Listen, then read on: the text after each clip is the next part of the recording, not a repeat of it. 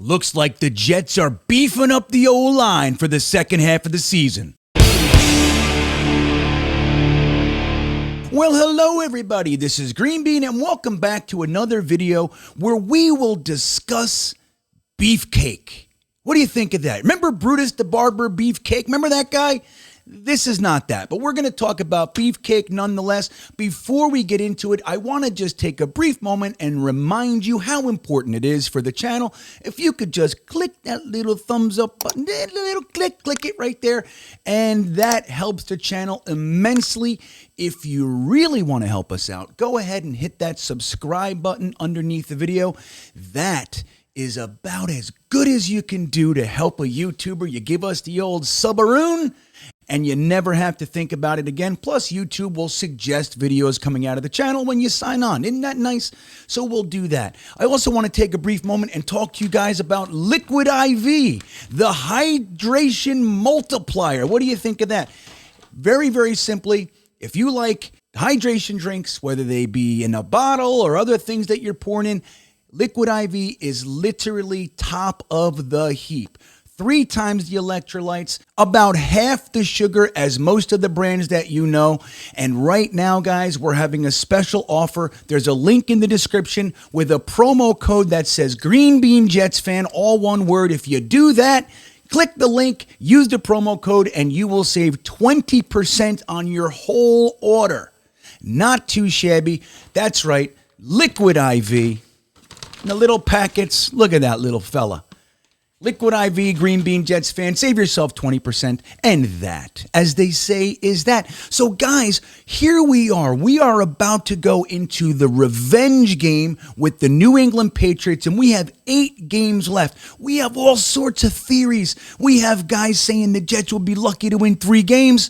We have guys saying it would be crazy if the Jets didn't go 7-1. So we're all over the spectrum here, but the truth of the matter is that we have a back half of the season where we are rolling into at 6-3, much better than most people thought we were going to be. We have a lot of momentum, we have a lot of talent, we have a lot of confidence, and we are going into the back half of the season ready to roll and make a legitimate playoff push. It's so fun. Isn't this different? Isn't this nice for us? So we get to actually consider the word playoffs, but it's very, very important that a few things happen if that's going to take place. Number 1 is that Zach Wilson has to perform well. We see it. If Zach is even just efficient, the Jets can beat anybody. If Zach Wilson does what he did in the last Patriot game, runs 65 yards backwards, we're going to have a hard time winning. So it's all about Zach Wilson. We have the weapons. We have Garrett Wilson. We have Elijah Moore. We have Denzel Mims. We have Braxton Berrios. We have Michael Carter, the running back. We have James Robinson. We got the tight ends, Conklin, Uzoma, Rucker. We got all the guys. But even before them, it's about protection. Now, our offensive line has exceeded expectations when you consider the rash of injuries that have taken place. I mean, we are literally on our 5th incarnation of our offensive line. I went through it in another video. We don't have to do it now. But I want to point out a potential concern. Now, let's just take a quick look at our depth chart right here. And you'll see that, well, they have Mike Remmers at right tackle, which it's a little flipperoon there. So it's Cedric Abuhi at right tackle with Mike Remmers backing him up. But look at this.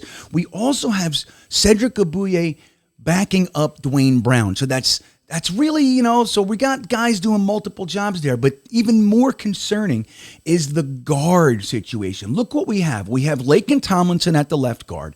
We obviously have Connor McGovern at the center, but then we have Nate Herbig, affectionately being labeled as Herbie these days. And look who's behind him, Elijah Vera Tucker, who we know is not really going to be able to back him up, right? AVT, as it states there, is on IR. So we essentially have Dan Feeney as the backup for Tomlinson, McGovern, and Herbie. Not the best look. Now, the good news is Mike Remmers played guard in the NFL. He's played whole seasons at guard, so he's kind of the emergency guard there. It's great to have him. He's versatile. He's a 10-year vet, so that's all well and good. But the truth is, even still, we got 2 guys backing up 3 spots and really only one designated to start. I mean, look, Mike Remmers is also the backup tackle. So he's a backup tackle, backup guard. Dan Feeney's a backup guard, backup center. So we got to be careful here. So the Jets, as I'm sure you've heard, have brought back Dr. Blocker himself, the guy who essentially saved us from the turnstile that was Greg Van Roten last year. Joe Douglas, with a masterful trade with the Chiefs, gave them Daniel Brown, the tight end. They gave us LDT. 2 weeks later, they cut Daniel Brown, and we signed Daniel Brown back. So Joe Douglas essentially got LDT for free. As we know, LDT is a legitimate doctor. He went to pursue some medical stuff this year, and he completed it, I guess, some residency, and he's ready to come back, and he's working out with the Jets today. Robert Saleh confirmed as much right here. LDT was such a great asset to us last year. Did such a great job, and I know he wanted the opportunity to come out and work out, and so we'll see how that goes, and we'll make a decision from there. So that's good news, because Robert Saleh mentioned something else in passing. I'm not sure if you heard it. Real quick, like tried to just slide it through. And this is what he said about Nate Herbig. Rankins, Corey, and Herbig will not practice today, and then Dwayne's on his normal week. What's up with Herbig? He's dealing with something with his leg.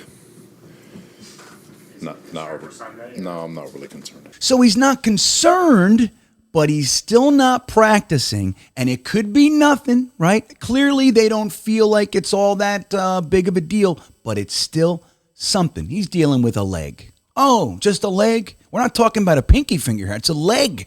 So it's really a good idea if they can bring LDT in, and if not him, somebody else. But it's good to see a guy who's familiar with our system, familiar with our team and our coaching staff come back in. Joe Douglas clearly likes the guy, so it'd be real nice to see him come in and bolster the offensive line. And in addition to that, good news, as you may have heard about this as well, Max Mitchell, the right tackle, the rookie 4th-round right tackle who ended up being vaulted into early duty, has been out since week 4.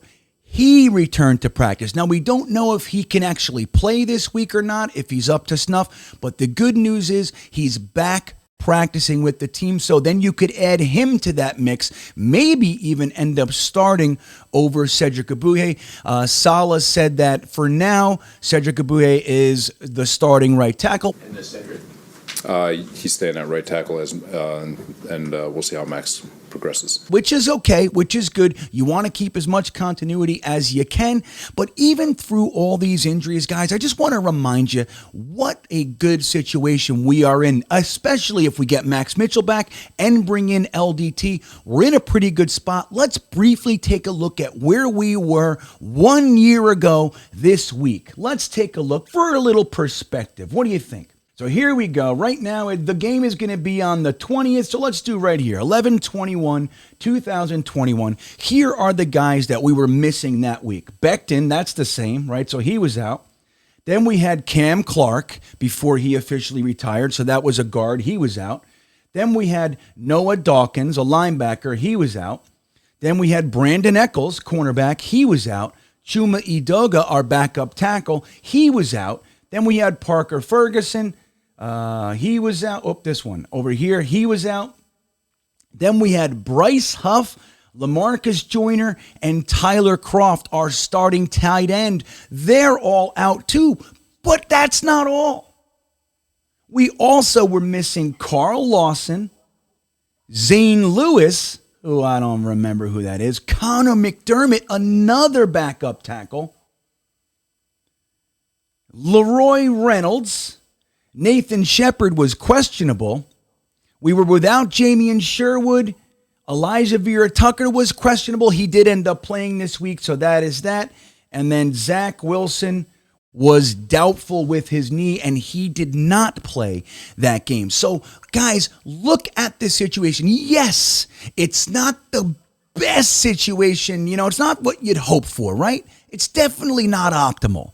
But compared to where we've been, not too bad. And Joe Douglas is clearly out there trying to bolster even that. We're getting Max Mitchell back in the very near future, potentially bringing LDT back, which I am firmly behind. Love the idea, love the move as depth. We got Cedric Abuye and Mike Remmers that have been on the team now for 5 or 6 weeks or whatever it might be. Abuye's been starting for a couple weeks.